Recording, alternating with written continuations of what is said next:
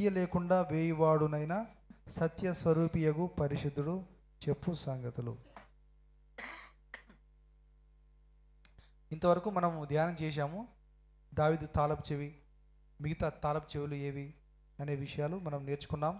ఎవడను వేయలేకుండా తీయువాడు, ఎవడను తీయలేకుండా వేయువాడు మన ప్రభు అనే మాటల గురించి గత వారంలో ఆల్రెడీ నేర్చుకోవడం జరిగింది. ప్రభుని గురించి వివరిస్తూ ఇంకొక మాట చెప్పాడు ఇక్కడ, సత్యస్వరూపియగు పరిశుద్ధుడు. ఈ మాటను మరలా ఈ ఒక్క మాటను పూర్తిగా మరి ఈరోజు వివరించాలనుకున్నాను, కానీ కొంచెం సేపు వాక్యం చెప్పాలనుకుంటున్నాను కాబట్టి దీన్ని విభజించి సత్యస్వరూపియగు దేవుడు అనే మాట, దేవుని యొక్క స్వరూపము అనే మాటకు సంబంధించి కొన్ని మాటలు మనం జ్ఞాపకం చేసుకుందాం. దేవుని యొక్క స్వరూపం, ఇక్కడ ఆల్రెడీ సత్యస్వరూపి అయిన దేవుడు అనే మాట మనం చూస్తున్నాం. సత్యస్వరూపి అయిన పరిశుద్ధుడు, సత్యస్వరూపి అయినటువంటి ప్రభు అయిన యేసుక్రీస్తు.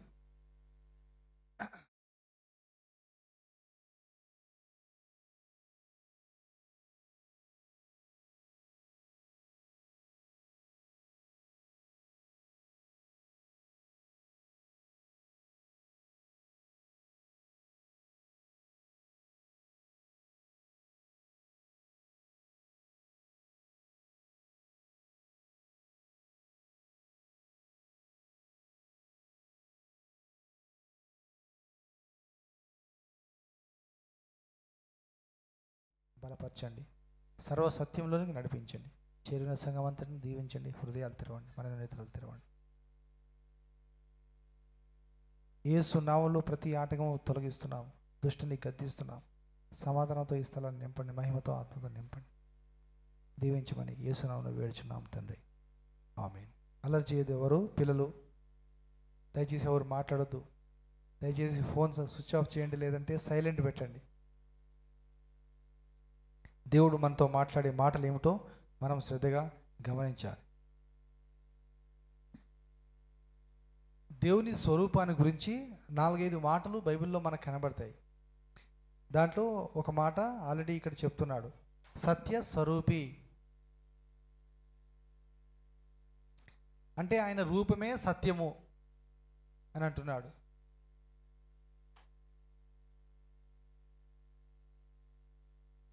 యోహాను సువార్త 14:6 ఏమున్నది వాక్యం? అందులో యేసుప్రభు ఏమన్నాడు? నేనే మార్గము, నేనే సత్యము, నేనే జీవము అని ప్రభు మాట్లాడుతూ ఉన్నాడు.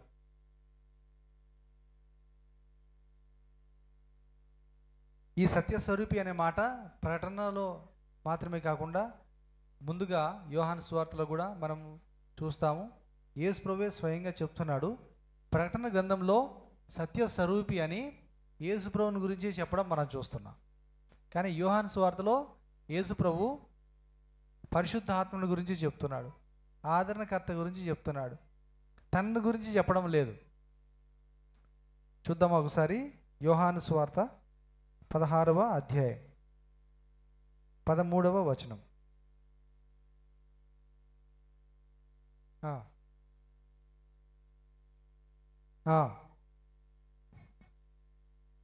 అక్కడ మైక్ పెట్టలేదా? అయితే ఆయన అనగా సత్యస్వరూపి అయిన ఆత్మ వచ్చినప్పుడు మిమ్మును సర్వసత్యంలోనికి నడిపించును. ఆయన తనంతట తానే ఏమీ బోధింపక వేటిని వినునో వాటిని బోధించి సంభవింపబోవు సంగతులను మీకు తెలియచేయును. యేసుప్రభు పరిశుద్ధ ఆత్మని గురించి చెబుతూ ఏమంటున్నాడు? సత్యస్వరూపి అనగా యేసుప్రభులో ఎలాగైతే సత్యం ఉన్నదో ఆత్మ, పరిశుద్ధ ఆత్మలో కూడా అలాంటి సత్యమే ఉన్నది. ఎలాగైతే ప్రభు అబద్ధం ఆడనేరడో దేవుని ఆత్మ కూడా అబద్ధము ఆడనేరడు. అందుకే మనము గమనించినప్పుడు అపోస్తుల కార్యముల్లో ఒక సంఘటన జరిగింది. మనకందరికీ తెలుసు, చాలాసార్లు ఆ యొక్క విషయాన్ని నేర్చుకున్నాం. అననీయ అనే ఒక వ్యక్తి ఉన్నాడు, తన భార్య సప్పీరా ఉన్నది. వారు ఏం చేశారు? భూమిని అమ్ముకున్నారు. అమ్ముకున్న తర్వాత కొంత తీసుకొని మరి అపోస్తల పాదముల దగ్గర పెట్టారు. పేతురు అంటున్నాడు, అననీయ నీ భూమి వెలలో కొంత దాచుకొని పరిశుద్ధాత్మను మోసపుచ్చుటకు సాతాను ఎందుకు నీ హృదయమును ప్రేరేపించెను? ఏం చేస్తున్నాడు ఆయన? తర్వాత భార్యను కూడా అడిగినప్పుడు ఆమె ఏం చెప్పిందంటే కింది భాగంలో, అననీయ చనిపోయిన విషయము ఆయన భార్యకు తెలియదు. వచ్చింది 7వ వచనంలో, ఇంచుమించు 3 గంటల సేపటికి వాని భార్య జరిగినది ఎరుగక లోపలికి వచ్చెను. అప్పుడు పేతురు, మీరు ఆ భూమిని ఇంతకే అమ్మితిరా, నాతో చెప్పుమని ఆమెను అడిగాను. అందుకు ఆమె, అవును ఇంతకే అని చెప్పాను. బాబోయ్, ఎంత ధైర్యం కావాలండి అబద్ధం ఆడడానికి! ఎంత ధైర్యం కావాలి! అమ్మింది సపోజ్ 1,00,000 రూపాయలకి అనుకుందాం, 50,000కే అమ్మేమన్నట్టుగా 50,000 తీసుకొచ్చి పెట్టాడు. పేతురుకు తెలుసు దేవుడు బయలుపరిచాడు, ఆత్మ బయలుపరిచాడు. అని నేను చచ్చిపోయాడు కూడా ఆల్రెడీ. ఈ అమ్మగారికి తెలియదు పాపం, ఎక్కడికి పోయిందో ఏం చేసిందో. లేట్గా వచ్చింది కొంచెం. జరిగిన సంఘటన సంఘమంతా చూశారు. ప్రజలలో ఆల్రెడీ భయం పట్టుకుంది. ఈ అమ్మగారు వచ్చేసింది. పేతురు అడుగుతున్నాడు, ఏమ్మా ఇంతకే మీరు భూమిని అమ్మారా అంటే, అవును అయ్యా ఇంతకే అమ్మాం. ఏం తెలియదు, అక్కడ జరిగిన సంఘటన తెలియదు. అయ్యగారు చచ్చిపోయాడు, ప్రజలందరికీ భయం పట్టుకుంది, ఇంతకే అమ్మమ్మయ్యా. అందుకు పేతురు 9వ వచనం, ప్రభు యొక్క ఆత్మను శోధించుటకు మీరెందుకు ఏకీభవించితిరి? అబద్ధం ఆడటం వలన ఏం చేయడం అవుతుంది? దేవుని ఆత్మను మీరు శోధిస్తున్నారు. ఆత్మ దుఃఖపడుతున్నాడు, పరిశుద్ధాత్మ బాధపడుతూ ఉన్నాడు.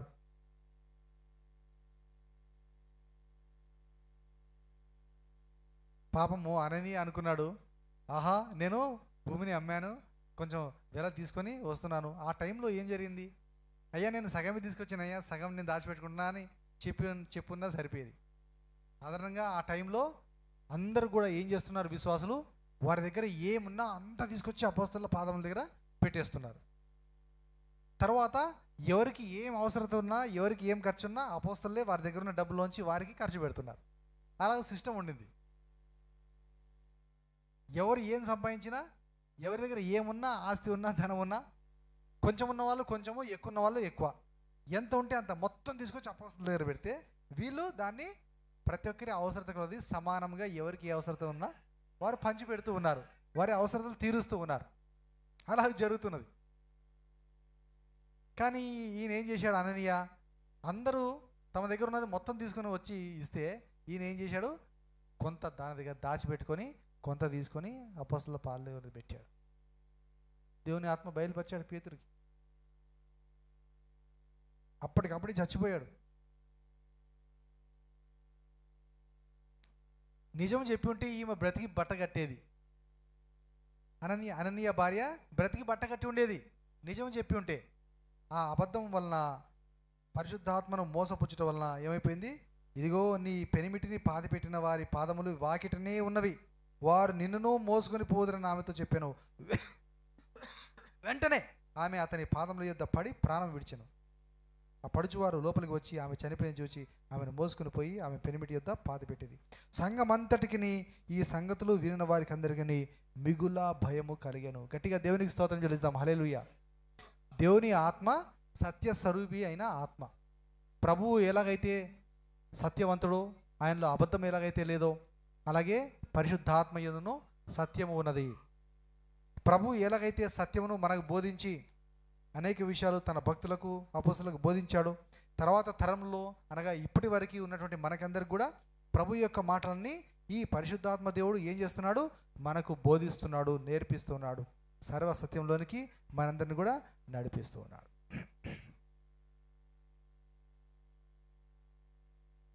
అబద్ధం ఆడుటకు ఆయన నరుడు కాడు, దేవుడు నరుడు కాడు అనే మాట మనం చూస్తాం. సంఖ్యాకాండంలో ఉన్నది, తర్వాత ఈ మీకా గ్రంథంలోనూ ఆపోస్లోనూ కూడా అక్కడ మరలా చెప్పబడింది.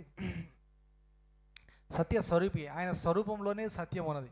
అంటే సత్యానికి వేరుగా ఆయనని ఊహించలేము ప్రభువుని మనము.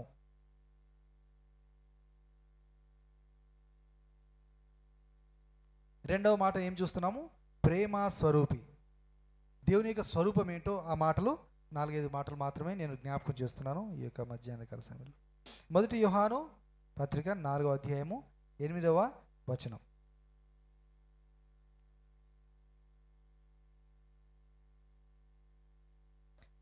దేవుడు ప్రేమ స్వరూపి అనగా దేవుడు ప్రేమయ్య ఉన్నాడు. ఫుట్ నోట్లో దేవుడు ప్రేమయ్య ఉన్నాడు. దేవుడే ప్రేమ.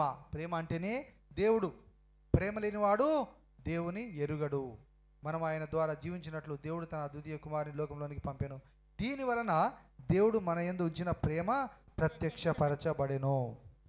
అందుకే ఏం చెప్తున్నాడు? ప్రియులారా, మనము ఒకరినొకడు ప్రేమింతము. ఏలయనగా ప్రేమ దేవుని మూలముగా కలుగుచున్నది. మనం ఒకరినొకరు ప్రేమించుకోవాలన్నా కూడా ఆ ప్రేమ ఎక్కడి నుంచి వస్తుందంట? దేవునిలోనే వస్తుంది. ప్రేమకు ఆయన కర్త అయి ఉన్నాడు, ఆయన మూలమై ఉన్నాడు. ఆయనలో ప్రేమ ఉన్నది, ఆయనలో క్షమాపణ గుణం ఉన్నది. హల్లెలూయా. ఒక చోట రాయబడి ఉంటుంది కదా, ఏమని? ఆయన క్షమించుటకు సిద్ధమైనటువంటి మనస్సు కలిగిన వాడు. క్షమించే దేవుడై ఉన్నాడు. క్షమిస్తున్నాడు, అందరినీ క్షమిస్తున్నాడు, అందరినీ తన దగ్గర రమ్మని పిలుస్తున్నాడు. కానీ మనుషులు క్షమించరు. దేవుడు క్షమిస్తున్నాడు, మనుషులలో క్షమాపణ అనేది లేదు. క్షమాపణ లేకపోతే ఏమి లేనట్టు? దేవుని స్వరూపము లేనట్టు, దేవుని పోలిక లేనట్టు.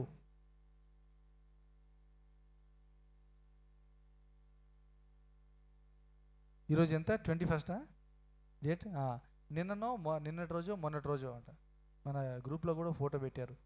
గ్రాహం స్టెయిన్స్ చనిపోయినటువంటి దినం అంట. గ్రాహం స్టెయిన్స్ చనిపోయిన దినం ఎప్పుడు? 1999లో. ఆయనతో పాటు ఆయన 2 కుమారుల్ని ఆ జీప్లోనే వీళ్ళు ఏం చేశారు? మంట పెట్టారు, కాలిపోయారు.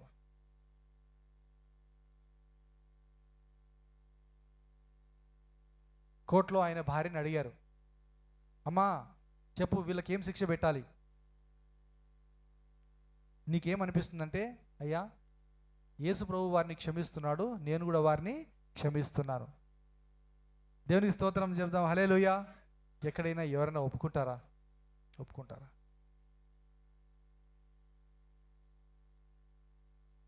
విశ్వాసులు ఒకరి మీద ఒకరు కేసులు పెట్టుకుంటూ ఉంటారు, పోలీసుల దగ్గరికి వెళ్తూ ఉంటారు. సేవకులు, పాస్టర్లు కూడా నాకు తెలుసు కొంతమంది ఒకరి మీద ఒకరు భూముల గురించో, సంఘముల గురించో, అధికారముల గురించో కొట్లాడుకుంటూ కోర్టులకు వెళ్తూ ఉంటారు. జగడములు, కేసులు, భయంకరమైన పరిస్థితులు. నాకెందుకు లేదు, దేవుడు చూసుకుంటాడులే పోనీ అంటే ఏ గొడవ ఉండదు. దేవుడే తీర్పు తీర్చుకుంటాడులే, ఇస్తే దేవుడు ఇస్తాడులే, పోతే పోతుందిలే అనుకుంటే ఏ గొడవ ఉండదు. అంటే ఒక మనిషి తగ్గించుకుంటే ఏ బాధ ఉండదు, గొడవ ఉండదు. ఒక మనిషి ఏదైనా త్యాగం చేయాలనుకుంటే, వదులుకోవడానికి సిద్ధంగా ఉంటే ఏ గొడవ ఉండదు, ఏ సమస్య ఉండదు. అమ్మ నేను ఎందుకు వదులుకోవాలి అని అనుకుంటే అక్కడ వచ్చేస్తుంది, అహం అనేది వచ్చేస్తుంది. అంటే క్షమాపణ గుణము లేనప్పుడే నెమ్మది లేని, సమాధానం లేని పరిస్థితులకు కారణమవుతుంది. ప్రేమ అనేది ఏం చేస్తుందంటే, మనం చదువుతాం కదా, చదువుకున్నాం ఆల్రెడీ ఇంతకుముందు చాలాసార్లు. 1 కొరింథీ 13లో ప్రేమ క్షమించును అనే మాట. ప్రేమ ఉన్నటువంటి వాళ్ళు ఏం చేస్తారు? క్షమిస్తారు అనేటువంటి మాట ఉందా లేదా? 1 కొరింథీ 13లో అన్నిటినీ క్షమించును కాగా విశ్వాసము, నిరీక్షణ, ప్రేమయు మూడును నిలిచెను. అది లాస్ట్ వచనము. కానీ ఆ పైన మాటలలో ప్రేమ అన్నిటినీ క్షమించును అనే మాట మనకు కనబడుతుంది.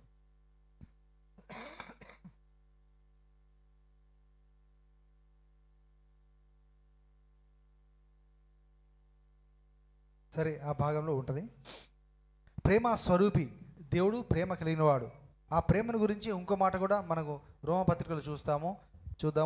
5వ అధ్యాయము 8వ వచనం. అయితే దేవుడు మన ఎడల తన ప్రేమను వెల్లడిపరచుచున్నాడు. దేవుడు ప్రేమ అయి ఉన్నాడు, ప్రేమ స్వరూపి అయి ఉన్నాడు. ఆ ప్రేమను ఎలాగూ వెల్లడిపరుస్తున్నాడంట, ఎలాగూ కనపరుస్తున్నాడంట. ఎట్లనగా మనం ఇంకనూ పాపులమై ఉండగానే క్రీస్తు మన కొరకు చనిపోయాను. గట్టిగా దేవునికి స్తోత్రం చెప్దాం. హల్లెలూయా. కాబట్టి ఆయన రక్తం వలన ఇప్పుడు నీతిమంతులముగా తీర్చబడి మరింత నిశ్చయంగా ఆయన ద్వారా ఉగ్రత నుండి రక్షింపబడదము. పాపులమైన మన కోసం చనిపోయాడు.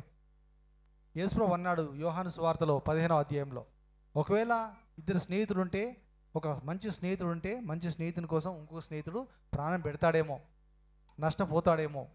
కానీ యేసుప్రభులో ఉన్న ప్రత్యేకత ఏమిటంట, మనం ఇంకా పాపులమై ఉండగానే మన కోసం క్రీస్తు చనిపోయాడు. పాపులముగా ఉన్నట్టు మనల్ని యేసుప్రభు ప్రేమిస్తూ ఉన్నాడు. ఆ ప్రేమనే ప్రభులో లేకపోతే, దేవునిలో ఆ ప్రేమ లేకపోతే ఎవరైనా రక్షణ పొందే అవకాశం ఉన్నదా? ఎవరికి అవకాశం లేదు. ఎవరు రక్షణ పొందే అవకాశం లేదు. కానీ కొంతమంది ఏం చేస్తారంటే ఆ దేవుని యొక్క ప్రేమను గురించి చెప్తూ, దేవుడు ప్రేమ గలవాడు కదా, దేవుడు ప్రేమ స్వరూపి కదా, దేవుడు ప్రేమ అయి ఉన్నాడు కదా, ఎవరిని శిక్షించడు, ఎవరిని నరకంలో పడవేయడు. రూబినన్న కూర్చో కూర్చో. దేవుడు ఎవరిని శిక్షించడు, ఎవరిని నరకాగ్నిగుండంలో పడవేయడు, ఆయన క్షమించేవాడు అని ఆ ఎక్స్ట్రీమ్కి వెళ్ళి అలా బోధ చేసేవారు కూడా మనం చూస్తున్నాం. కానీ దేవుడు న్యాయాధిపతి ఉన్నాడు, న్యాయవంతుడై ఉన్నాడు. ఉదయకాలము నేను చదువుతూ ఉండగా దీంట్లో నహూము గ్రంథంలో ఆయన యొక్క కోపం గురించి అక్కడ రాయబడి ఉన్నది.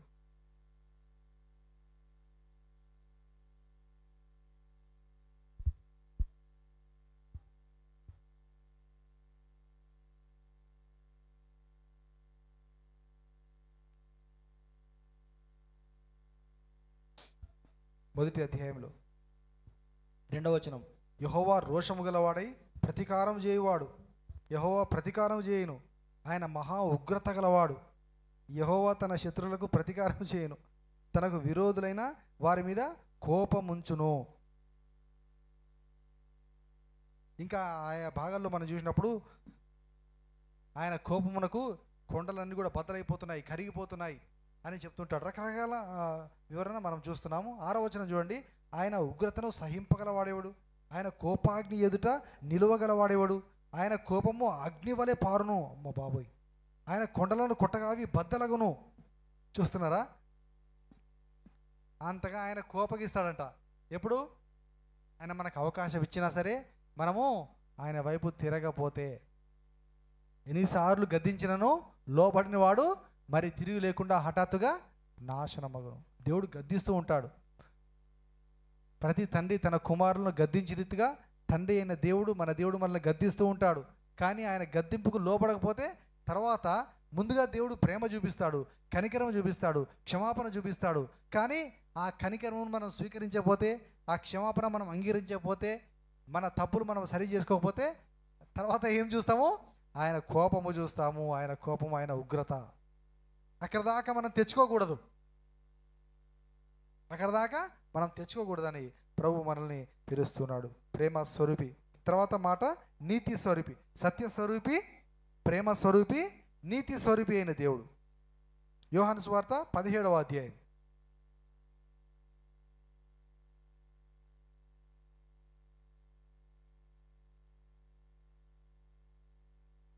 25వ వచనం.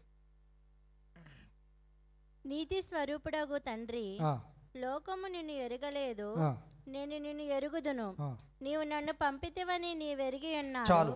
యేసు ప్రభు తండ్రికి ప్రార్థన చేస్తున్నాడు. ఈ ప్రార్థన ప్రభు ఎప్పుడు చేస్తున్నాడు? చివరి ప్రార్థన. ప్రభు యొక్క చివరి టైంలో, ఆఖరి ఘడియలో, మరి ఆయన మరణానికి అప్పగింపబడడానికి ముందుగా తండ్రికి చేస్తున్నటువంటి ప్రార్థన. తండ్రిని ఏమని సంబోధిస్తున్నాడు యేసు ప్రభు? నీతి స్వరూపుడవగు తండ్రి. అంటే తండ్రి, నీవు నీతిమంతుడవు, నీలో నీతి ఉన్నది. నీతి,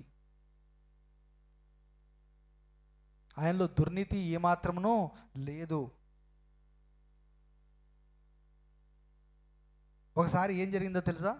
యేసుప్రభు తండ్రి గురించి చెప్తున్నాడు, కానీ స్వయంగా యేసుప్రభు తండ్రి, కుమారుడు, పరిశుద్ధాత్మ ఒకటై ఉన్నారు, ఏకమై ఉన్నారు.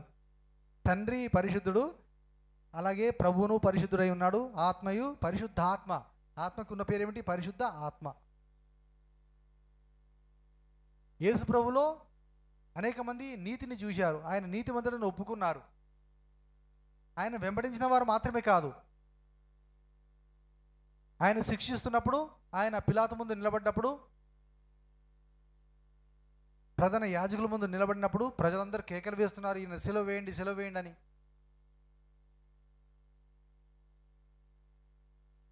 అప్పుడు ఆ పిలాతు భార్య ఏం చేసిందో చూడండి, ఏమంటుందో. మత్తయి సువార్త 27:19.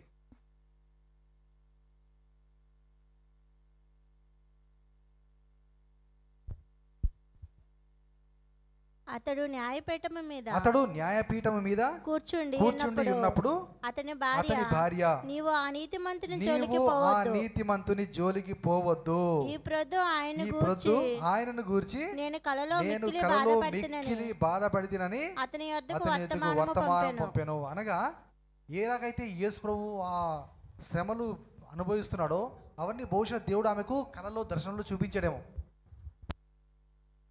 ఎలాగో ఈ ప్రజలందరూ కూడా యేసు ప్రభువుని హింసిస్తున్నారో, బాధ పెడుతున్నారో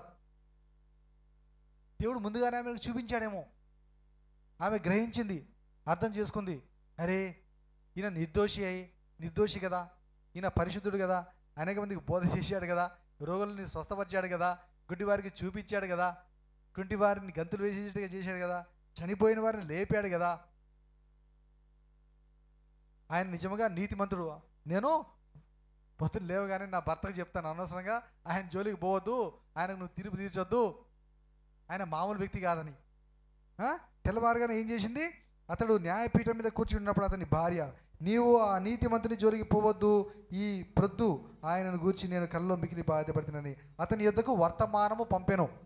అంటే అర్థం ఏమిటి, ఆ తీర్పు జరుగుతున్నప్పుడు పిలాతు భార్య ఆయన దగ్గర లేదు, పిలాతు దగ్గర లేదు, పిలాతు ప్రక్కన కూర్చోలేదు, ఆమెకు రావడానికి సెలవు లేదు. బహుశా తీర్పులు తీర్చేటప్పుడు వారి భార్యలు రానియరేమో, మీరు మీ పని చూసుకోండి అన్నట్టు. ఇప్పుడు ఎస్తేర్ గ్రంథంలో ఒక సంఘటన ఉంది కదా, రాజైన అహష్వేరోషు, ప్రజలందరూ ఆయన దగ్గర ఉన్నారు. అయితే ప్రజలందరికీ విందు చేస్తూ ఉన్నప్పుడు తన భార్యను కూడా పిలుద్దాం అనుకున్నాడు.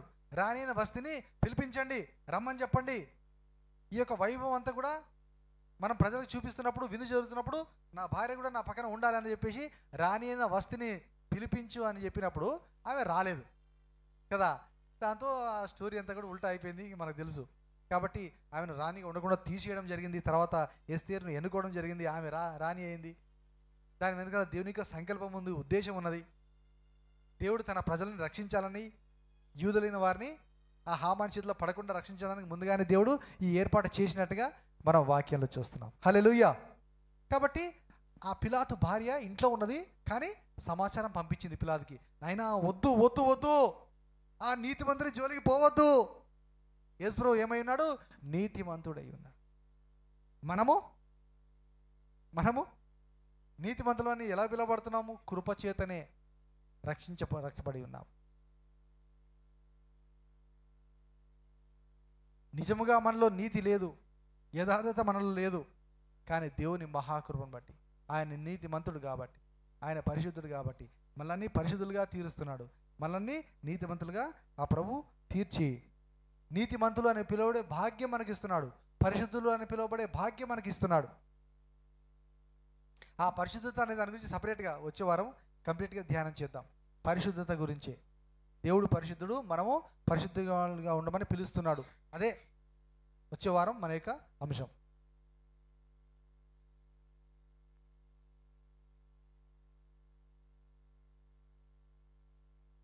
ఫిలిప్పీ పత్రిక 2వ అధ్యాయం 7వ వచనం. 4వ విషయం, మొదటిది ఏమైపోయింది, సత్యస్వరూపి. రెండవది ప్రేమ స్వరూపి అయిపోయింది. మూడవది నీతి స్వరూపి అయిపోయింది. 4వదిగా ఫిలిప్పీ పత్రిక 2:7 దాసుని స్వరూపము. ఏం స్వరూపము, దాసుని స్వరూపము. ఫిలిప్పీ 2:7 మనుషుల పోలికగా పుట్టి దాసుని స్వరూపమును ధరించుకొని తన్ను తానే రిక్తునిగా చేసుకొనెను. మరియు ఆయన ఆకారమందు మనుష్యుడిగా కనబడి మరణము పొందినంతగా, అనగా శిలువ మరణము పొందినంతగా విధేయత చూపిన వాడై తన్ను తాను తగ్గించుకొనెను. చాలు. యేసు ప్రభు ఏం స్వరూపం ధరించుకున్నాడంట, దాసుని స్వరూపము ధరించుకున్నాడు. నీతి స్వరూపుడైన దేవుడు, సత్య స్వరూపి అయినటువంటి ప్రభు, ప్రేమ స్వరూపి అయిన దేవుడు ఏం స్వరూపం ధరించుకున్నాడు, దాసుని స్వరూపము ధరించుకొని ఈ లోకంలోనికి వచ్చాడు, పుట్టాడు. అందుకే యేసుప్రభువు అన్నాడు, ఆయన పరిచర్య చేస్తూ అనేక మాటలు వారికి చెప్తున్నప్పుడు, మనుష్య కుమారుడు పరిచర్య చేయించుకున్నట్టుకు రాలేదు కానీ పరిచర్య చేయుటకు వచ్చాడు అని చెప్తున్నాడు.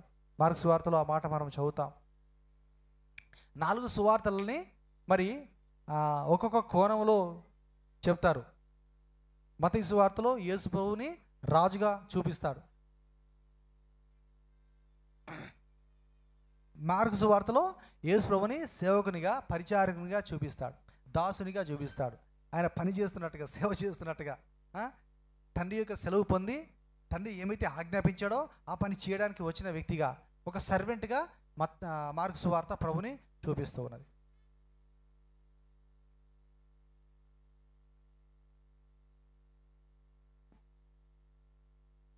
దాసుని స్వరూపము ఆయన ధరించుకున్నాడు. అందుచేతనే ఏమంటున్నాడు, మనల్ని కూడా అలాంటి స్వభావము కలిగి ఉండమని మనకి ప్రభు పిలుపునిస్తున్నాడు.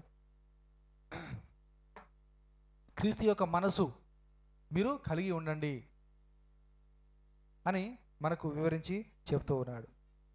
ఇంకొక చివరి విషయం చూద్దాము. ఇది జనరల్గా అన్నిటికీ కలిపి ఆది కాండంలో మొదటి అధ్యాయంలో మనం చూసినప్పుడు దేవుడు మనందరినీ సృష్టించినటువంటి విధం ఎలాగున్నది, దేవుడు ఎలాగ చేశాడు మనల్ని, తన స్వరూపమందు తన పోలికలో మనందరినీ ప్రభు సృష్టించాడు అనే మాట. 1:26 చదువుదాం ఒకసారి. ఆది కాండము 1:26. దేవుడు మన స్వరూపమందు, దేవుడు అనుకుంటున్నాడు, మన స్వరూపమందు మన పోలిక చొప్పున నరులను చేయదము. చాలు. దేవుడు తన స్వరూపంలో నరులందరినీ చేద్దాం అనుకున్నాడు.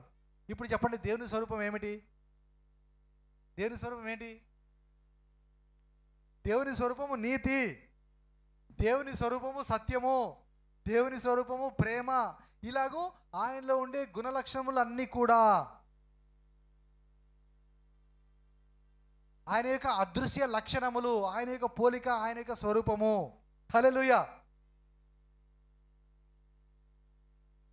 దేవుని స్వరూపం అంటే మనకు తల, చేతులు, కాళ్ళు ఉన్నాయి కాబట్టి అలా దేవుడు అలా ఉన్నాడు కాబట్టి మనల్ని చేశాడు అనేది కాదు. ఆయన యొక్క ఆలోచన, ఆయన యొక్క ప్రేమ, ఆయన యొక్క తగ్గింపు, ఆయన యొక్క ప్రత్యేకతలు అవన్నీ కూడా మనిషిలో పెట్టాలనుకున్నాడు. మనం మాట్లాడే విధానం, ఆలోచన చేసే విధానము ఏ జంతువులకు కానీ ఏ పక్షులకు కానీ లేవు. మనలో దేవుడు ఆత్మను పెట్టినట్టుగా ఏ జంతువులకు, పక్షులకు ఆత్మ లేదు.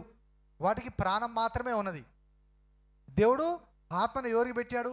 ఓన్లీ మానవులైన మనకు మాత్రమే పెట్టాడు. నిన్న ఆశను సమాధి కార్యక్రమం చేసేటప్పుడు ఒక వాక్యం జ్ఞాపకం చేసుకున్నాం. ప్రసంగి గ్రంథంలో నరుని ఆత్మ యెహోవా పెట్టిన దీపం, ఆత్మ దాన్ని దయచేసిన దేవుని యొద్దకే చేరును అనేటువంటి మాట. ఆత్మకు మరణం అనేది లేదు, ఆత్మకు ముగింపు అనేది లేదు. ఓన్లీ మనలో ఉండే ఆత్మ దేహాన్ని విడిచిపెట్టి వెళ్ళిపోతున్నది. ఆత్మ ఉన్నంత వరకే ఈ దేహానికి వాల్యూ, విలువ. ఇందాక ఉదయం ధనంజయ ఒక మాట చెప్పాడు, ఆశను గురించి ఇట్లా అనుకున్నారని మాట. మరి ఎవరు అన్నారో ఏంటో మనకు తెలియదు, కానీ చాలామంది ఇలాగూ మనిషిని యొక్క పై రూపము చూస్తారు.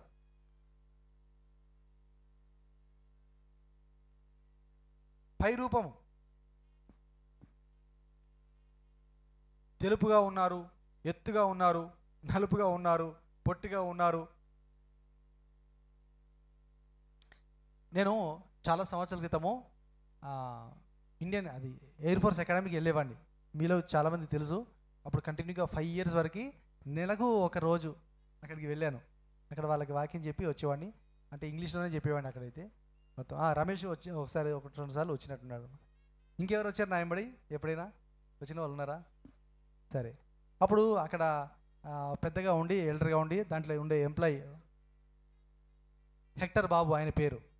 ఆయనకి చిన్నప్పుడు ఏమైందో తెలియదు కానీ ఇట్లా ఇక్కడ ముఖం దగ్గర, ఇక్కడ మూతి దగ్గర ఇట్లా ఇట్లా అయిపోయిందనమాట. ఇక్కడ ఇట్లా ఒక కుచ్చులాగా వచ్చేసి ఏదో పుండులాగా అయ్యో ఏమై కానీ ఆ ఫ్లెష్ అనేది మరలా ఇక్కడ రాకుండా ఇట్లానే ఉండిపోయింది. ఆయన మాట్లాడేటప్పుడు కూడా అంత ఫ్రీగా మాట్లాడడానికి రాదు, ఇట్లా ఇట్లా ఇట్లా వచ్చేసింది చర్మం కాబట్టి. అయితే ఇప్పుడు ఎలా పెళ్లి చేసుకోవాలంటే ఎలా? అందరూ ఏం చూస్తారు? అరే ముఖం బాగలేదు. ఎవరైనా సంబంధానికి వస్తే ఏమంటారు ఫస్ట్? అరే ఆయన ఎత్తుగలేడు, అరే ఆమె పొట్టిగా ఉంది, అరే నల్లగా ఉంది, అరే అబ్బాయి బాగాలేడు, అరే ఉద్యోగం బాగాలేదు, అరే ఇక్కడనే మచ్చ ఉంది, అరే పండ్లు బాగలేవు ఎత్తుగా ఉన్నాయి, అరే కుంటిగా ఉన్నాడు, అరే సరిగా నడవట్లేదు, ఎన్నో పెడతారు. ఇవన్నీ ఏం చూసి? పై వేషము చూసి ఇవన్నీ చెప్తూ ఉంటారు. అయితే ఇప్పుడు ఆయన వివాహం చేసుకున్నటువంటి భార్య ఎవరైతే ఉన్నారో ఆమెకు సంబంధం వచ్చినప్పుడు ఆమె ఇదేంటి ఎలా పెళ్లి చేసుకోవాలన్నప్పుడు దేవుడు ఆమెకు దర్శనం ద్వారా వచ్చి, అమ్మా ఆయన పై వేషం నువ్వు చూడవద్దు, అలాగున్నాడని నువ్వు బాధపడవద్దు, ఆయన మనసు చాలా మంచిది అని చెప్పాడట దేవుడు. అందుకే ఆమె పెళ్లి చేసుకోవడానికి వెనకాడలేదు, ముందుకు వచ్చింది, పెళ్లి చేసుకో. హల్లెలూయా. కొందరు ఉంటారు పై వేషానికి ఎలాగైనా ఉండొచ్చు, మనసు, కొంతమంది అంటారు మా అమ్మ ఆయన మనసు బంగారం, ఆమె మనసు బంగారం అంటూ ఉంటారు. అవునా కదా? అంటారు. దేవుని స్వరూపము, ప్రేమ స్వరూపి, ఆత్మ స్వరూపి, సత్య స్వరూపి, నీతి స్వరూపి, ఆ స్వరూపము మనలో దేవుడు కావాలని కోరుతున్నాడు. దేవునికి స్తోత్రం చేద్దాం. హల్లెలూయా. దేవుడు తన స్వరూపమందు మనలను చేశాడు. అంటే దేవుని స్వరూపం ఎలాగైతున్నదో అవన్నీ కూడా మనలో ఉండాలని ప్రభు కోరుతున్నాడు. కానీ మనం పాపం చేసినందు చేత, ఆదాము హవ్వలు పాపం చేసినందు చేత ఆ స్వరూపము కోల్పోయాం. మరలా ఆ స్వరూపంలోనికి రావడానికే ఈ ప్రయాసం అంతా కూడా ప్రభు యొక్క పోలిక మనలో రావాలని, ప్రభు యొక్క స్వరూపము మనం మరలా పొందుకోవాలని. ఒకసారి చూడండి కొలస్సీ పత్రిక 1:15. కొలస్సీ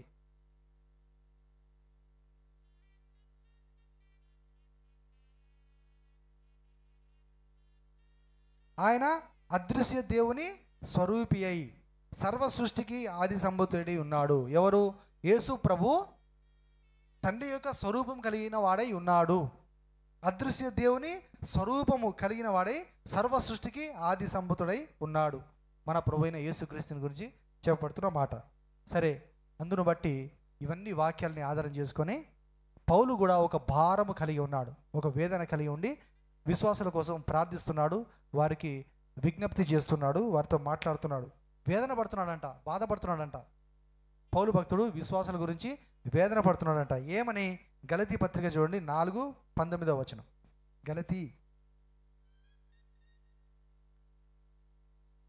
4:19. నా పిల్లలారా, క్రీస్తు స్వరూపము మీ యందు ఏర్పడే వరకు మీ విషయమై మరలా నాకు ప్రసవ వేదన కలుగుచున్నది. గట్టిగా దేవునికి స్తోత్రం చెప్తాం. హల్లెలూయా. మనందరిలో ఎవరి స్వరూపం రావాలంట? క్రీస్తు స్వరూపం. క్రీస్తు ఎవరి స్వరూపం కలిగి ఉన్నాడు? తండ్రి అయిన దేవుని స్వరూపం కలిగి ఉన్నాడు. దేవుని యొక్క స్వరూపము, క్రీస్తు స్వరూపము ఎలాగున్నది? ప్రేమతో నిండుకొని ఉన్నాడు, సత్యముతో నిండుకొని ఉన్నాడు, నీతితో నిండుకొని ఉన్నాడు. అందుకే నీతి క్రియలు మనం చూసాం కదా ఈ మధ్య ధ్యానం చేస్తున్నప్పుడు. ప్రకటన గ్రంథం 19వ అధ్యాయం. వారికి ఇవ్వబడిన వస్త్రము దేంతో పోల్చాడు? అది వారి యొక్క నీతి క్రియలే. హల్లెలూయా. నీతి క్రియలు. ఆ ప్రభువులో ఉండే నీతి మనలోనూ కనబడాలని, ఆయనలో ఉండే సత్యము మనలోనూ ఉండాలని, ఆయనలో ఉండే ప్రేమ మనలోనూ ఉండాలని ప్రభు కోరుతున్నాడు. గట్టిగా దేవునికి స్తోత్రం చేద్దాం. హల్లెలూయా. ఆ స్వరూపం వచ్చేంత వరకు, క్రీస్తు స్వరూపము మనలో వచ్చేంత వరకు ఏం చేస్తున్నాడు? పౌలు ఏమంటున్నాడు? నాకు ప్రసవ వేదన కలుగుచున్నది, మీ విషయమై మరలా నాకు ప్రసవ వేదన కలుగుచున్నది.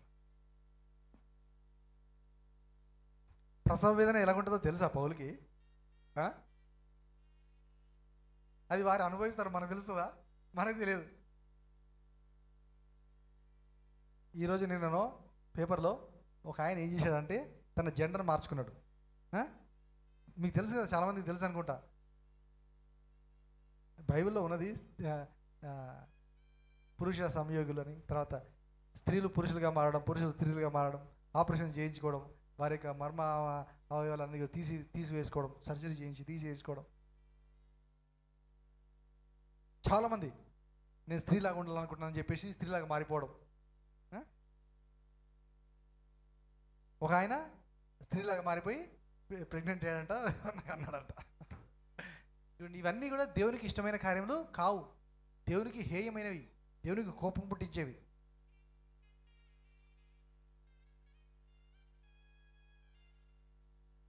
ప్రభు తన పోలికలో ఉండాలని మనల్ని పిలుస్తున్నాడు. పౌలు ఆ వేదన అనుభవిస్తున్నాడు, బాధపడుతున్నాడు. నాకు ప్రసవ వేదన కలుగుతున్నది. ఒక వేదన, దేవుని వేదన, ప్రభు యొక్క వేదన, దేవుని భక్తుల యొక్క వేదన, బాధ ఏమిటి? మనందరము ఆ ప్రభు యొక్క పోలికలో, ఆ ప్రభు యొక్క స్వరూపంలోనికి రావాలి అనేది. మోకరించండి, ప్రార్థన చేద్దాం.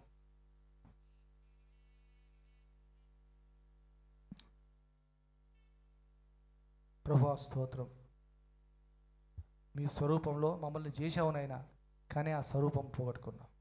ఆ నీతి, ఆ ప్రేమ, ఆ సత్యము, ఆ స్వరూపము మాలో మరలా దయచేయండి, మమ్మల్ని సరిచేయండి. మీ వాక్యాన్ని మాలో నాటండి, ఫలింపచేయండి, దీవించండి. అందరినీ ప్రభువా మీ స్వరూపంలోనికి మార్చండి, పరిశుద్ధపరచండి. మీకే మహిమ చెల్లిస్తూ యేసు నామమున వేడుచున్నాము తండ్రి, ఆమేన్. అందరం లేచి నిలబడదాము, కానుకలు సమర్పించుకుందాం.